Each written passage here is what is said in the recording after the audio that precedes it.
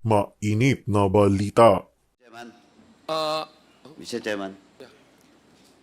Congressman Paduano, with the indulgence of Congressman Pimentel. Yes. Kaya paki-correct lang po yung statement mo because there is no conclusion yet with regards to the statement of Asierte. Don't use that statement. Wala siyang holdings. Wala siyang inter-report sa iyo. But again, that does not follow. Just to correct the statement of Antiporda. with due respect to the congressman, thank you for that clarification, Mr. Chair. But again, that is how I understand the statement of the good con. That's how you understand, but that is not the truth.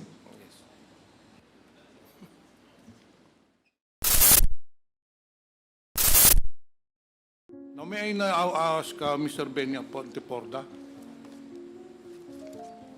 Benny, good afternoon. Good afternoon Binanggit po. ni Jimmy Guban that you tried to call him 3 times dito sa affidavit po niya. Totoo po ba ito? Wala pong katotohanan yan. In the first place, hindi ko po siya kilala, hindi ko alam ang number niya, at lalong hindi ko rin po kilala yung mga sinasabi niyang taong connected po sa akin, especially po si Man Scarpio, si Michael Yang, at ito pong si Congressman Pulong. Hindi po, in any way, hindi ko po pa sila nakausap, personally or digital, wala ho talaga. Electronically, wala po. Hindi ko sila nakausap at hindi ko rin po sila kilala. Kilala ko lang po sila dahil mga personalities po sila na nakikita po natin sa TV. And dito naman po, sa sinabi po ni Colonel Asierto, well, hindi ko po dinideny na nagkaroon po kami ng pagkikita, pero ito po isang casual na pag-uusap noong September po.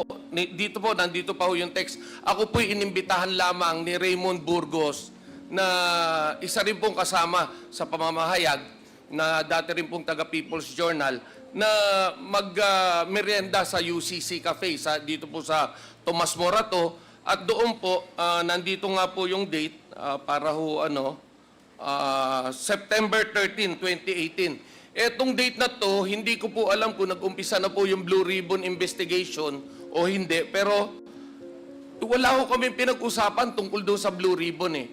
Ang alam ko hong pinag-usapan namin is nagkaroon lang ng kwentuhan at he's trying to reach out to the present administration dahil bad-looking po si Asierto when it comes to doon nga po sa pagkakatanggal niya sa PNP. So, hindi ko po siya kamiting. Ang kamiting ko po si Raymond Burgos na kami po nagkita long time no see po kami.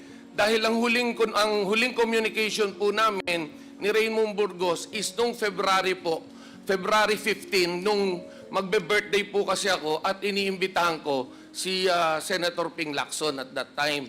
Kaya kausap ko po siya dahil siya po ang PR ni Senator Lacson din po. No po? So, nagtataka po ako bakit ganyan po yung naging statement ni Colonel Asierto na wala po kaming pinag-usapan tungkol po sa anumang tungkol sa drugs or anything. Wala po. Ang alam ko pong napag-usapan nga po namin, yan pong issue nga po ng AK-47 na vehemently dinideny niya. No po? So, nagugulat po ako. Anong concern ko para pakialaman ko yung drug problem nila? Wala ho eh.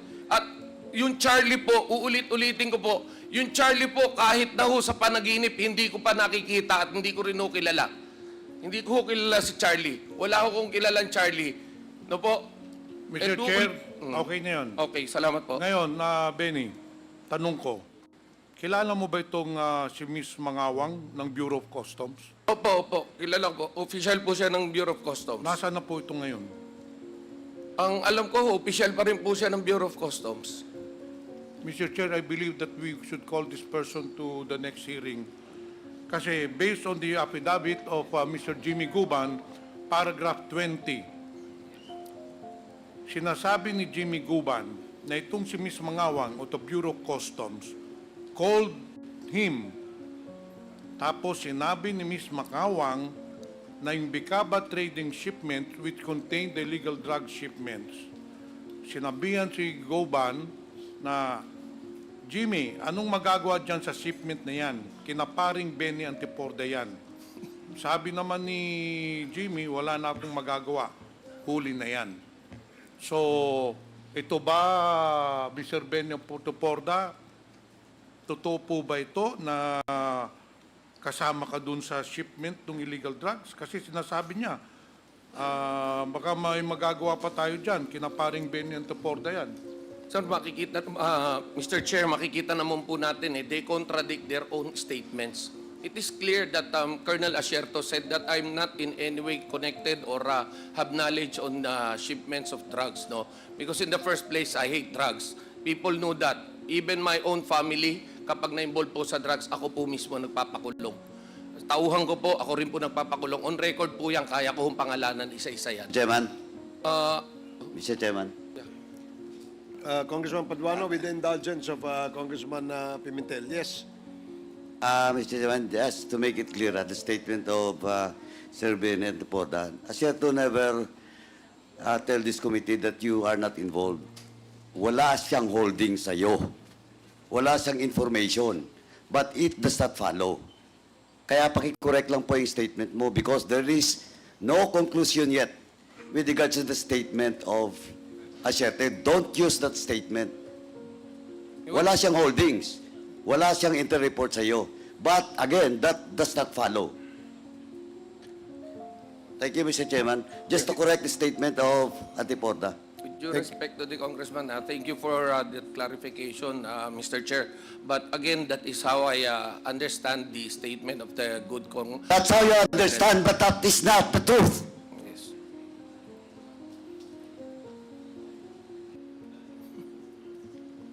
Kasi as if the statement of Asierto, parang wala kang kinalaman, but that is not conclusive.